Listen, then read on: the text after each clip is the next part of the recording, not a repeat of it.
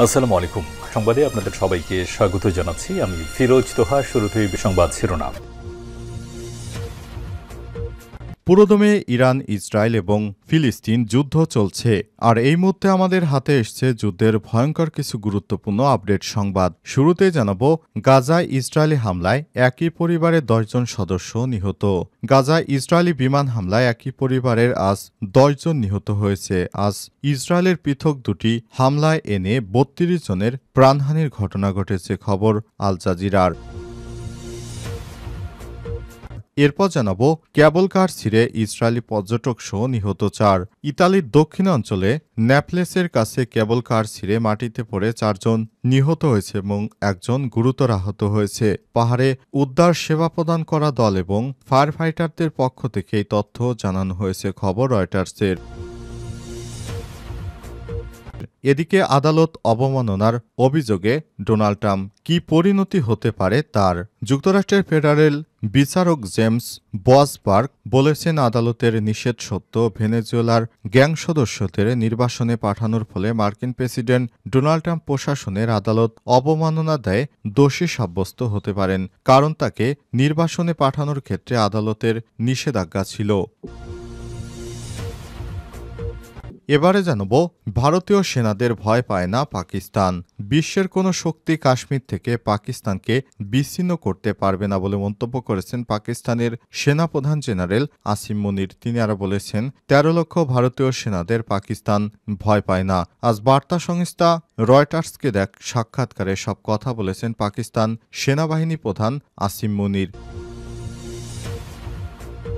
এবং সর্বশেষ জানাবো, আওয়ামী লীগ নিষিদ্ধের দাবিতে রাজধানীতে বিক্ষোভ মিছিল। রাজনৈতিক দল আওয়ামী লীগকে নিষিদ্ধের দাবিতে বিক্ষোভ মিছিল হয়েছে রাজধানীতে। আজ বিকেলে রাজধানীর উত্তরায় মিছিল অনুষ্ঠিত হয়। ছাত্র জনতার ব্যানারে হাজার হাজার লোক এই উপস্থিতিতে এই মিছিলটি হয়েছে। বিক্ষোভ মিছিল থেকে দ্রুত সময়ের মধ্যে আওয়ামী লীগকে বাংলাদেশের রাজনীতি থেকে নিষিদ্ধ করার দাবি জানানো হয়েছে। একই সঙ্গে আজ উত্তরায় যারা আওয়ামী লীগের ব্যানারে মিছিল করেছে তাদের শনাক্ত করে দ্রুত গ্রেপ্তারের দাবি জানানো হয়েছে। মিছিলে অংশগ্রহণকারীরা বলেছেন, 24 ঘন্টার মধ্যে উত্তরায় আওয়ামী লীগের ব্যানারে মিছিলকারীদের গ্রেপ্তার করতে হবে। এ সময় তারা স্বরাষ্ট্র উপদেষ্টার পদত্যাগের দাবি করেছেন।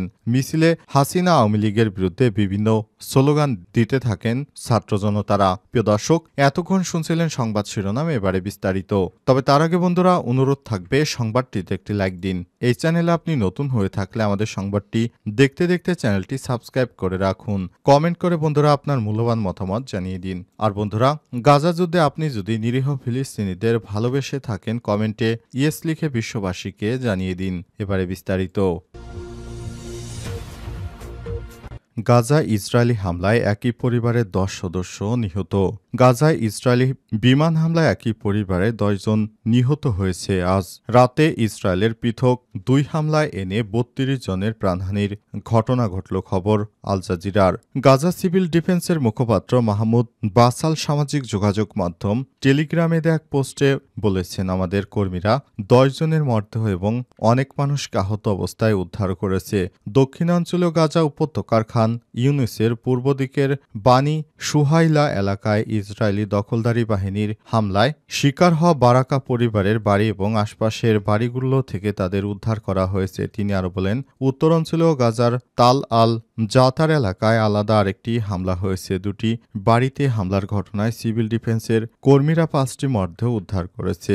হামলার বিষয়ে ইসরায়েলি সেনাবাহিনী তাৎক্ষণিকভাবে কোনো মন্তব্য করেননি। এর আগে বৃহস্পতিবার ইসরায়েলি বিমান হামলায় কমপক্ষে 40 জন বাসিন্দা নিহত হওয়ার খবর জানিয়েছে সিভিল ডিফেন্স। নিহতদের বেশিরভাগই বিভিন্ন আশ্রয় শিবিরের বাসিন্দা। বর্তমানে গাজায় এখনও দখলদার ইসরায়েলি বাহিনীর বিমান হামলা চলছে। তারা হেলিকপ্টার থেকে বিভিন্ন শিবিরে আশ্রয় নেওয়া সাধারণ মানুষদের উদ্দেশ্যে গুলি ছুড়ছে।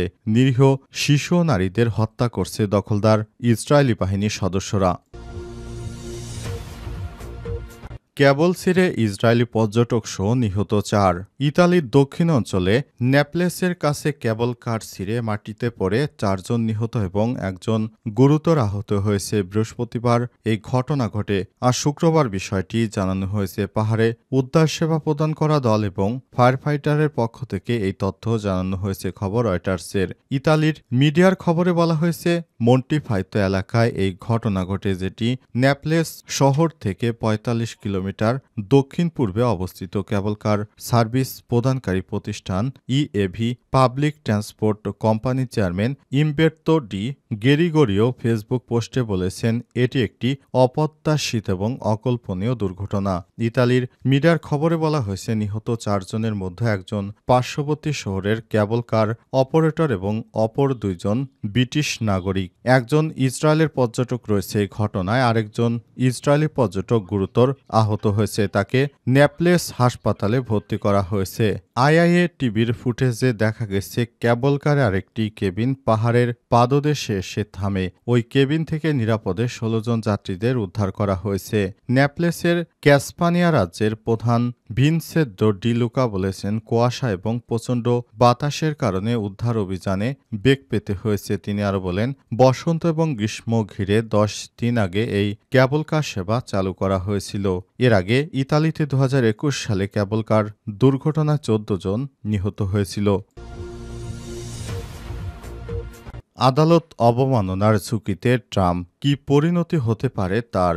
যুক্তরাষ্ট্রের ফেডারেল বিচারক জেমস বসবার্গ আজ বলেছেন, আদালতের নিষেধ সত্য ভেনেজুয়েলার গ্যাং সদস্যের নির্বাসনে পাঠানোর ফলে মার্কিন প্রেসিডেন্ট ডোনাল্ড ট্রাম্প প্রশাসন আদালত অবমাননার দায়ে দোষী সাব্যস্ত হতে পারেন, কারণ তাদেরকে নির্বাসনে পাঠানোর ক্ষেত্রে আদালতের নিষেধাজ্ঞা ছিল। এছাড়াও যাদেরকে নির্বাসনে পাঠানো হয়েছে তাদের বিষয়ে মার্কিন প্রেসিডেন্ট ডোনাল্ড ট্রাম্প প্রশাসন আদালত অবমাননা করেছে, কারণ তাদেরকে নির্বাসনে পাঠানোর ক্ষেত্রে আদালতে নিষেধাজ্ঞা ছিল। আপিল করার সুযোগ পায়নি তারা। বিচারক বসবার্গ নির্বাসিতরা যেন যথাযথ আইনি অধিকার পাওয়ার জন্য যাবতীয় পদক্ষেপ নিতে মার্কিন সরকারকে ১ সপ্তাহ সময় বেঁধে দিয়েছেন, কিন্তু ট্রাম্প প্রশাসন এর বিরুদ্ধে আপিল করেছেন। বিচারক বুধবার রায়টি ট্রাম্পের নির্বাহী আদেশে কার্যক্রমের বিরুদ্ধে ক্রমবর্ধমান আইনি চ্যালেঞ্জগুলোর সর্বশেষ সংযোজন। ১৯৯৮ সালে এলিয়েন এনিমিস আইন ব্যবহার করে নির্বাসন করার ক্ষেত্রে ট্রাম্প প্রশাসনের বিরুদ্ধে গত ১৫ মার্চ বিচারক বসবার্গ একটি অস্থায়ী নিষেধাজ্ঞা জারি করেন। বসবার্গ হলেন কলম্বিয়া জেলা আদালতের প্রধান বিচারক। ভারতীয় সেনাদের ভয় পায় না পাকিস্তান। বিশ্বের কোনো শক্তিশালী সেনাবাহিনী কাশ্মীর থেকে পাকিস্তানকে বিচ্ছিন্ন করতে পারে না বলে মন্তব্য করেছেন পাকিস্তানের সেনাপ্রধান জেনারেল আসিম মুনির। তিনি আরও বলেছেন, ১৩ লাখ ভারতীয় সেনাদের পাকিস্তান ভয় পায় না।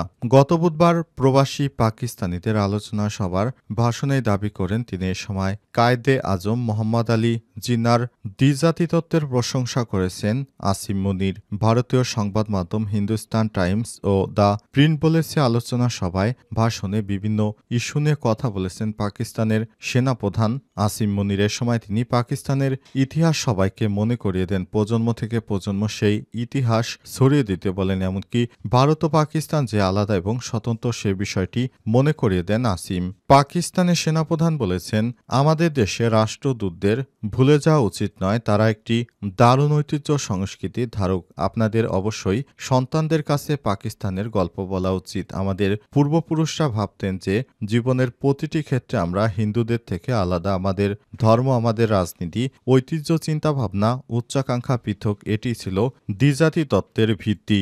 ভারতীয় এবং পাকিস্তানিরা দুটি পৃথক জাতি বলেও মন্তব্য করেন তিনি। ওই সম্মেলনে কাশ্মীর ও বেলুচিস্তান প্রসঙ্গেও এসছে। জেনারেল মুনির তার বক্তৃতায় পাকিস্তানের বিদ্রোহী তেহরিকি তালিবান টিটিপি এবং বেলুচিস্তান লিবারেশন আর্মি সাম্প্রদায়িক হামলা প্রসঙ্গ তিনি আর বলেন, কাশ্মীর হল ইসলামাবাদের গলার শির, তাই পাকিস্তানিরা কখনোই তাকে ভুলতে পারবে না।